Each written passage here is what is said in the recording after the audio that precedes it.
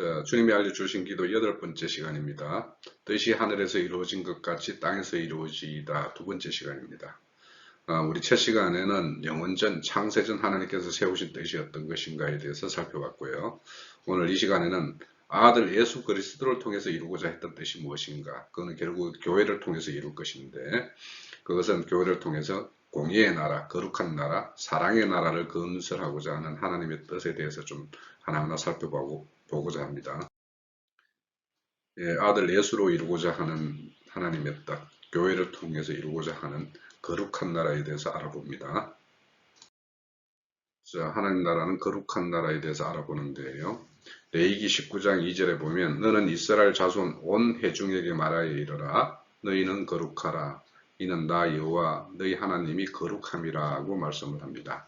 하나님은 스스로 거룩한 분이라고 자기 소개를 하고 있어요. 그래서 너희가 나에게 속한 자가 되려면 너희도 반드시 거룩해야 된다라는 걸 요구하고 있어요.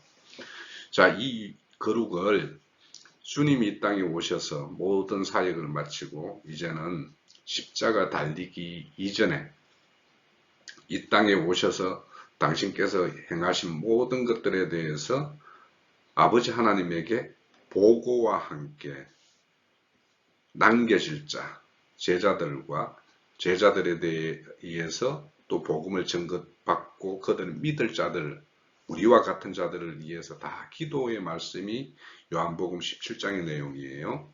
그 내용 중에 한 내용 중에 그들을 진리로 거룩하게 하옵소서 아버지의 말씀은 진리니이다 라고 말씀을 해요.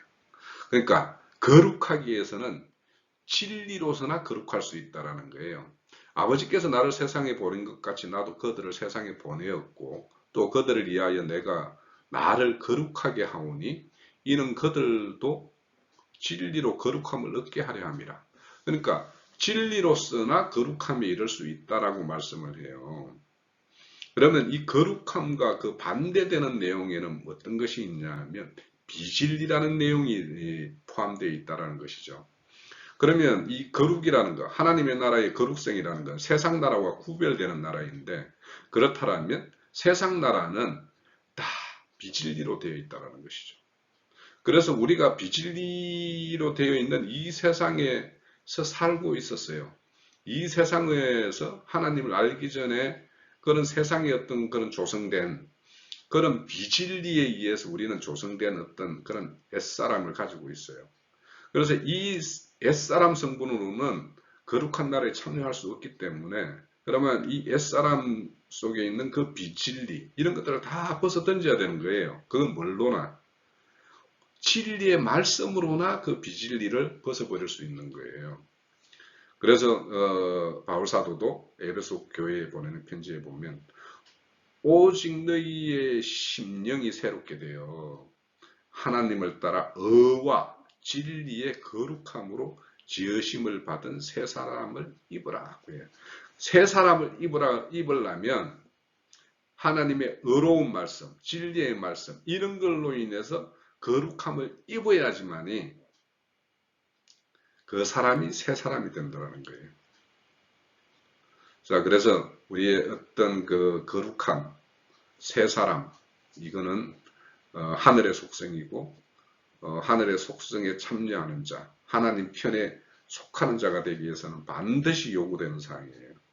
그래서 이 거룩이라는 것은 우리 신앙적으로 보면 두 마음을 품은 자들아 이런 말도 있고 하나님과 재물을 겸하여 섬길 수 없다라고 이야기를 해요. 그래서 이렇게 하나님도 사랑하고 세상도 사랑하는 이런 것들을 간음이라고 이야기하죠.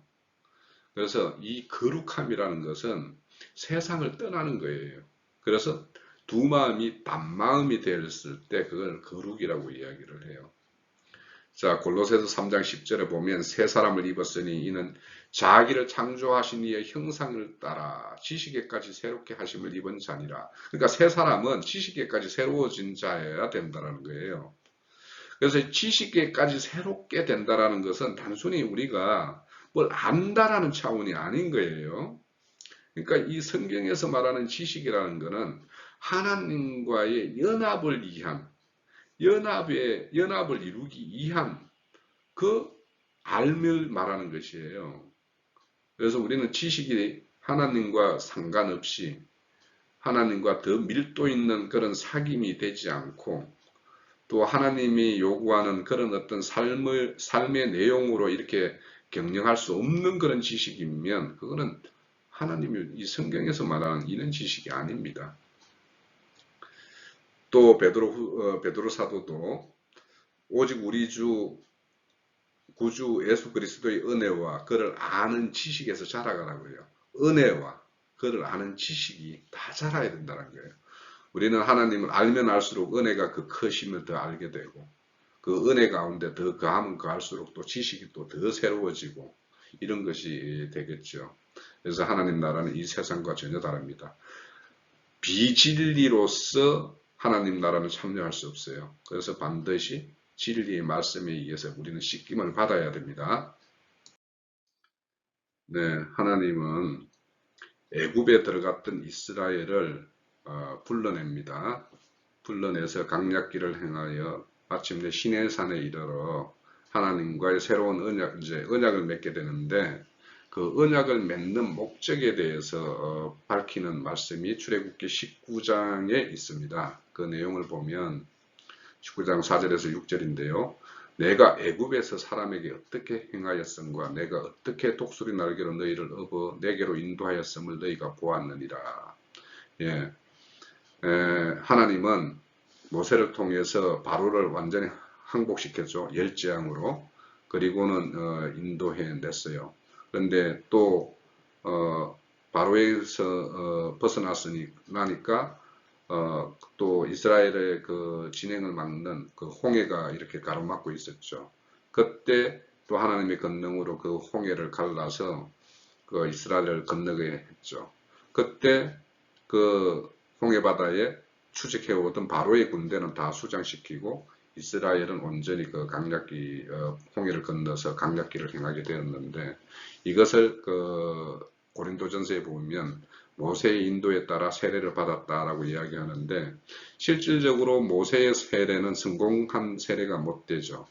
왜냐하면 세례라는 것은 죽고 장사되고 새 사람으로 부활하는 것이 온전한 세례의 완성인데 그 모세에 따라서 홍해에서 받은 그 세례는 그 애굽의 속성이라고 할 수 있는 그 바로의 군대들이 바닷속에 수장되는 것으로 그 상징이 되어지고 그러면 그 건너편 강약길에서 이렇게 홍해에서 이렇게 나오는 이스라엘은 실질적으로는 세 사람이어야 되는데 실질적으로 그들이 강약길을 걸을 때 무릎섬으로 또 배고픔으로 인해서 모세에게 원망하고 애굽으로 다시 돌아가고자 하는 그런 모습들이 바로 보이죠. 그래서 모세의 어떤 세례가 온전한 세례가 아니고 예수 그리스도의 온전한 세례가 온전한 세례임을 이렇게 보여주는 모양도 거기에 또 담겨져 있어요.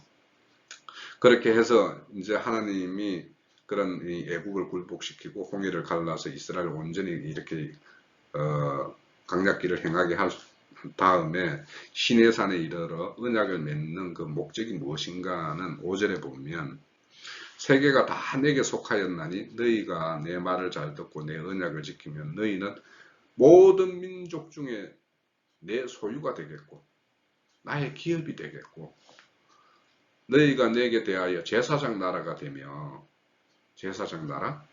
제사장은 뭐예요?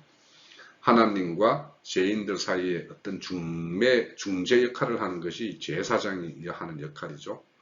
그래서 그런 이방 나라와 하나님과 이렇게 중매하는 역할을 할 수 있는 그런 나라로 너를 세우겠다라는 것이 하나님의 뜻이었어요. 그렇게 하며 거룩한 백성이 되게 하겠다라고 말씀을 했어요.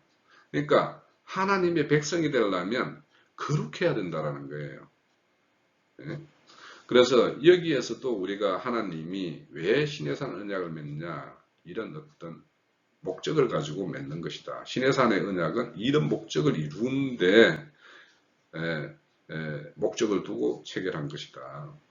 그런데 이스라엘이 이런 하나님의 어떤 시내산 언약을 온전히 지키지를 못했죠.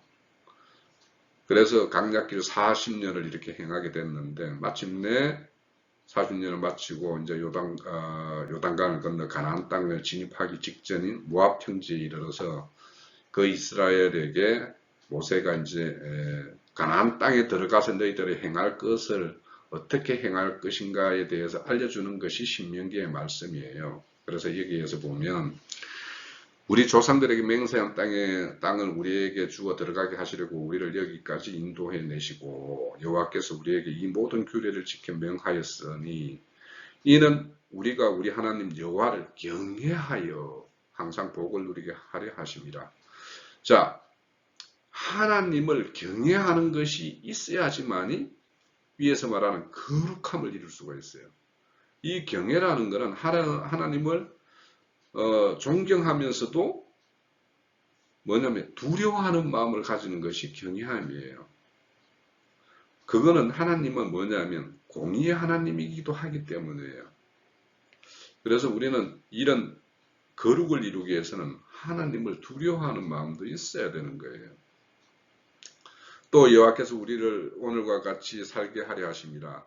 우리가 이 명령하신 대로 이 모든 명령을 우리 하나님 여호와께서 삼가지키면 그것이 곧 우리의 의로움이라 할지니라.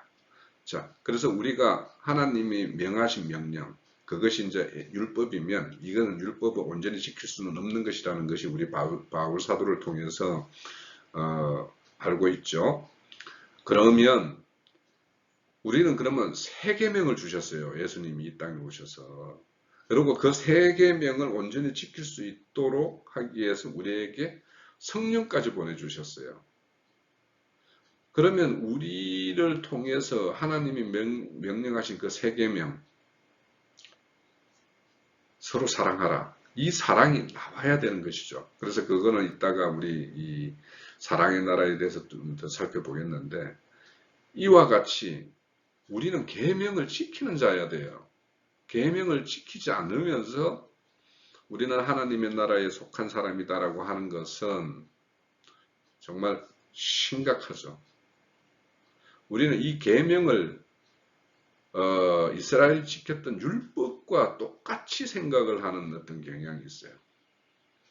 근데 전혀 다릅니다. 계명은 하나님이 명령하신 거예요. 그러면 우리는 그걸 준행하는 것이야지 우리의 그에 속한 자이고 그의 어떤 충성된 종이라고 말할 수가 있는 것이지, 그 계명을 지키지 않으면서 우리가 신앙을 한다라고 하는 것은 정말 그 허상을 쫓는 거예요. 그래서 우리가 이 계명과 율법에 대해서 좀 이해를 달리 해야 되고, 그래서 우리는 계명을 지키는 자가 되어야 됩니다. 그래야지 우리가 거룩함을 이룰 수가 있어요. 자, 우리 신명기 8장의 말씀에 따르면 하나님께서 강약기를 행하게 하신 그 목적이 드러나요. 자, 그 말씀에 보면 신명기 8장 2절에 3절입니다. 내 하나님 여호와께서 이 40년 동안 내게 강약기를 걷게 하신 것을 기억하라. 이는 너를 낮추시며 너를 시험하사 내 마음이 어떠한지 명령을 지키는지 지키지 않는지 알려 하심이라. 너를 낮추시며 너를 줄이게 하시며 너를 알지 못하며 내 조상들도 알지 못하던 만나를 내게 먹으신 것은 사람이 떡으로만 사는 것이 아니요 여호와의 입에서 나오는 모든 말씀으로 사는 줄을 내게 알게 하려 하심이라 라고 말씀을 해요. 자, 왜 그 짧은 길을, 그러니까 홍해를 건너서 가나안 땅까지 가는 길은 이렇게 걸어서 달포나 이렇게 가면은 충분히 걸어서 이르를 수 있는 그 길임에도 불구하고 왜 하나님이 이들을 40년 동안이나 강약길을 걷게 되었는가? 이거는 다 이스라엘 그 안에 문제가 있는 거예요.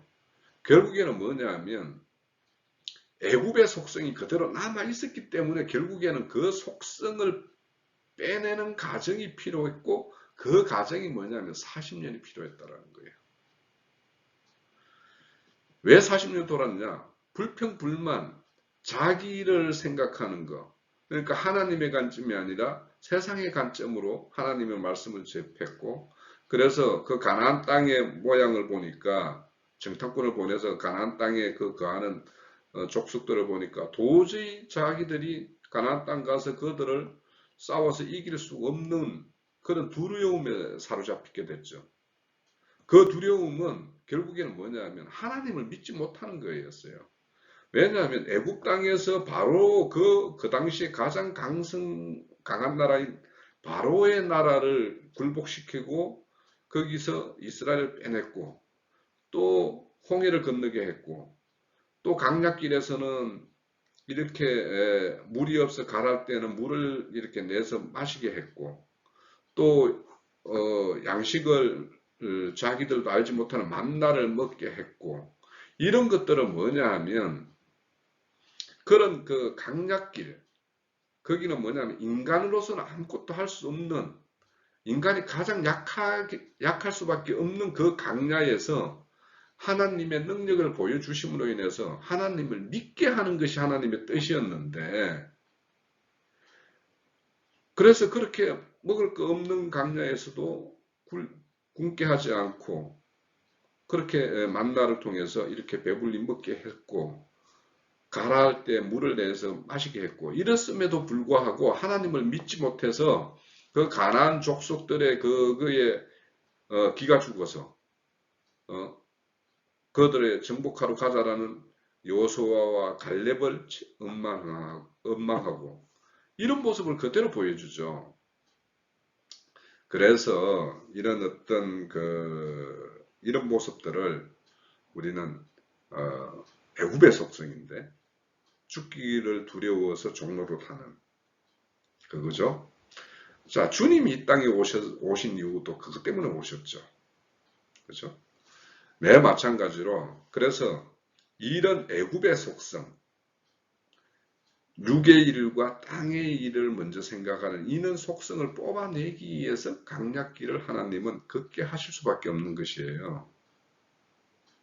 그래서 우리는 그 강약기를 통해서 우리 인생에서 강약기를 걷는 것과 같은 그런 어려운 환경에 처할 수가 있죠. 그 순간에 하나님께서 어떻게 행하시는가를 바라보는 이것이 신앙이에요. 그런 어려움 속에 있는데 내 스스로가 하려고 하는 그 어려움을 돌파하려고 하는 이것이 뭐냐면 애굽의 속성이에요. 세상 나라는 모든 것이 자기 스스로 해야 되고 해내야만 하는 세상이라면 강약길에서 스스로 어떤 것도 행하지 않았는데 먹을 것과 마실 것을 내신 하나님이에요. 이걸 알게 하는 것이 강약길이었는데 이 강약길을 통해서도 하나님이 어떻게 우리에게 행하시는가 여기에 주목하지 않고 여전히 내가 내 스스로 해결하려고 하는 이런 것을 가지고 있다면 아직도 애굽의 속성을 벗지 못했기 때문에 아직도 강약길을 행해야 될 길이 아직도 많이 남은 상태가 된다는 거예요. 이런 애굽의 속성을 벗어나지 못하면 가나안 땅에 들어갈 수가 없어요. 약속의 땅에 들어갈 수가 없어요. 그래서 강약길 40년 동안에 그 애굽 속성을 가지고 있는 자들이 다 죽고 강야에서 남자들만 가나안 땅에 여호수아와 갈렙의 인도에 따라서 들어가는 거예요. 왜냐? 그건 거룩한 나라예요. 애굽 속성으로는 참여할 수가 없는 나라이기 때문에요.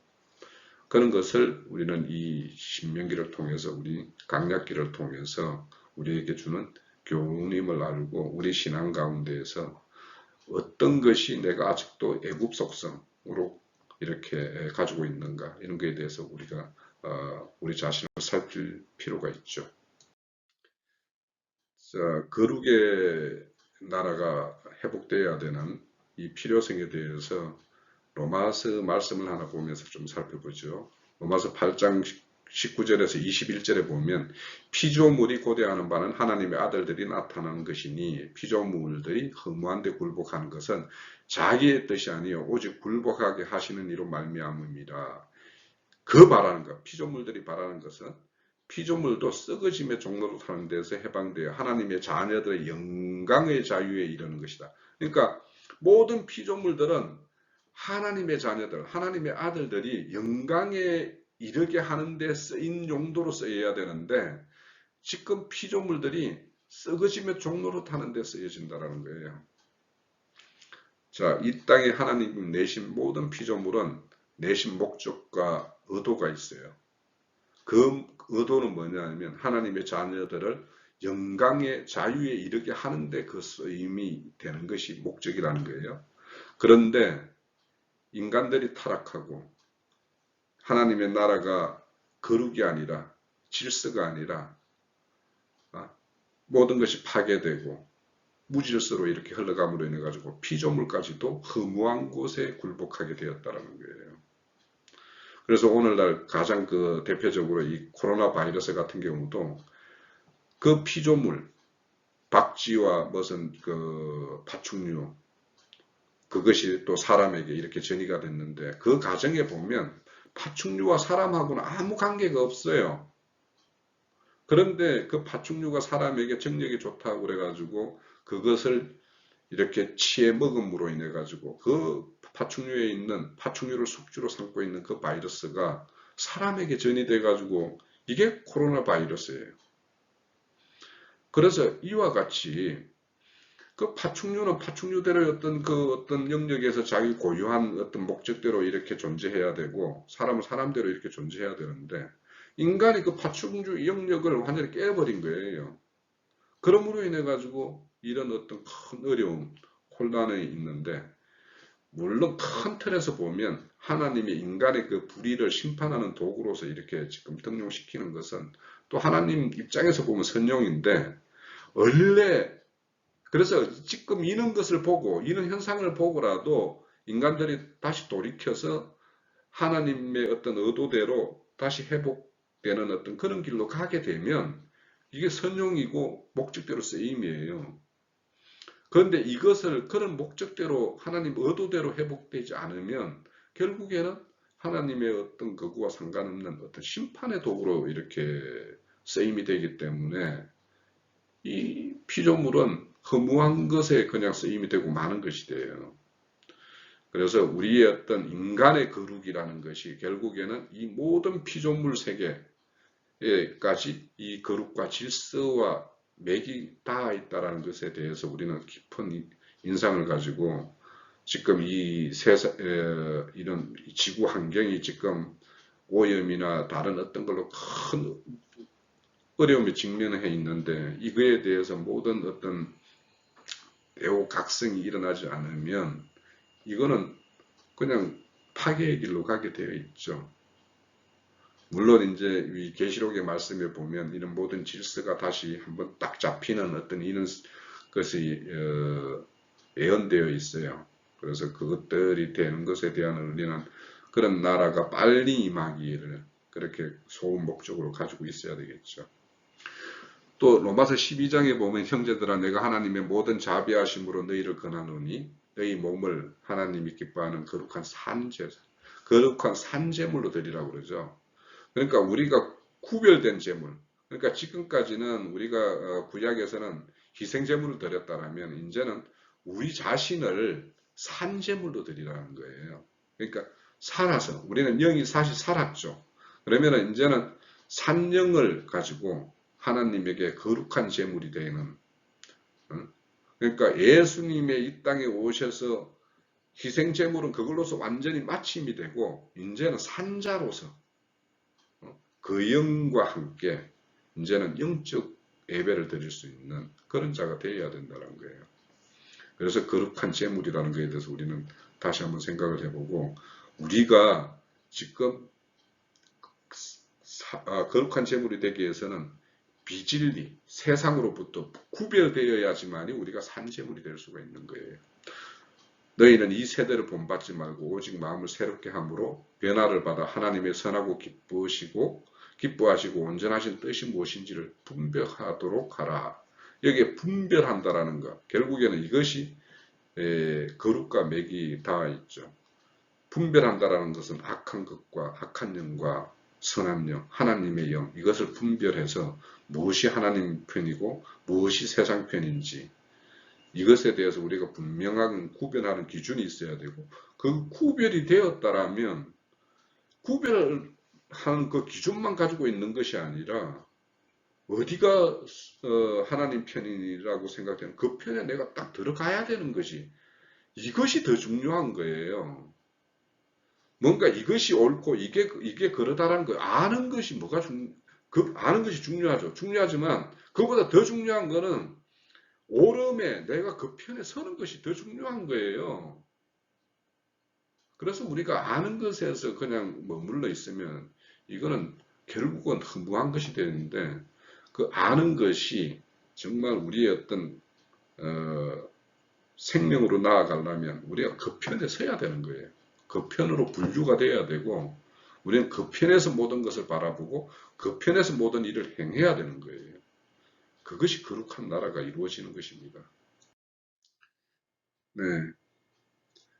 바울 사도가 로마 교회에 보내는 편지 속에 로마 교회를 칭찬하면서 또 당부하는 말씀이 있어요. 그 내용을 거룩과 관련된 말씀을 하나 살펴봅니다. 로마서 6장 17절에서 19절인데요.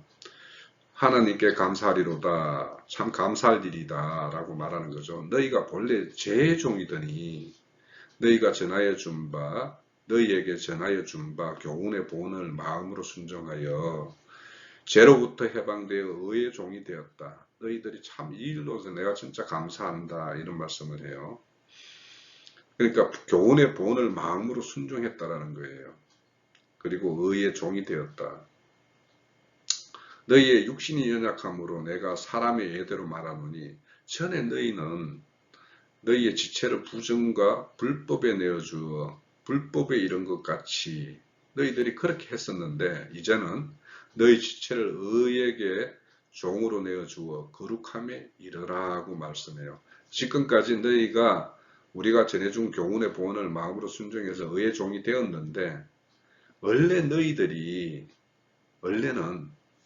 너희들이 불법과 부정에 너희 지체를 내어주어서 불법이 너희들이 종이 되었었는데 이제는 의의 종이 되었다. 그 의의 종이 됨으로 인해서 그렇게 행함으로 인해서 너희에게 이루어지는 것이 뭐냐면 거룩함이다. 그래서 온전히 거룩함에 이르라 이렇게 말씀을 해요. 자, 우리도 교훈의 본을 기록된 말씀 속에서 또 증거의 말씀을 통해서 우리가 개별적으로 어떤 묵상의 시간을 통해서 하나님께서 우리에게 교훈하고 원하시는 것이 무엇인지를 우리는 많은 것을 듣고 배웠습니다. 근데 더 중요한 것은 뭐냐면 마음으로 순종하는 거예요. 그래서 순종해서 의에게 종이 되는 거. 의라는 건 하나님의 말씀이고 하나님이 의이신데 그 하나님의 그 의의 종이 되는 것. 거기에 그러면 그 의의 종이 되기 위해서는 불법과는 결별이 되어야지 의의 종이 될 거 아닙니까? 그래서 그 불법과 단절을 이루는 것이 결국에는 거룩함이에요. 그래서 우리가 지금까지 많이 들은 이것에 대해서 우리가 순종함이 훨씬 중요하다라는 것. 그래야지 우리 안에 거룩이 이루어진다라는 것. 그래서 우리가 알고 보고 한 것들이 우리 안에서 온전히 그거에 따르는 순종이 이렇게 되어질 때 우리는 거룩한 나라가 우리 안에도 이루어지고 또 우리를 통해서 거룩이 더 확장되어 갈 것입니다. 또 고린도 교회에 보내는 편지에는 또 이런 말씀이 있어요. 사랑하는 자들아, 이 약속을 가진 우리는 하나님을 두려워하는 가운데서 거룩함을 온전히 이루어 육과 영과 온갖 더러운 것에서 자신을 깨끗이 하자라고 말해요. 그러니까 거룩이라는 것은 더러운 것과 결별이죠. 자, 이런 더러운 것과 결별하기 위해서는 하나님을 두려워하는 것이 필요해요. 하나님이 더러운 것을 미워하고 더러운 것은 반드시 심판하실 것에 대한 우리는 이 두려운 마음이 있어야 되는데, 그죠? 그러니까 이 약속이 어떤 약속이냐면, 너희에게 아버지가 되고 너희는 내 자녀가 되는 이 약속을 우리가 가졌다라면, 반드시 그분이 우리 아버지고 나는 그의 자녀라는 이 약속을 가지고 있어요.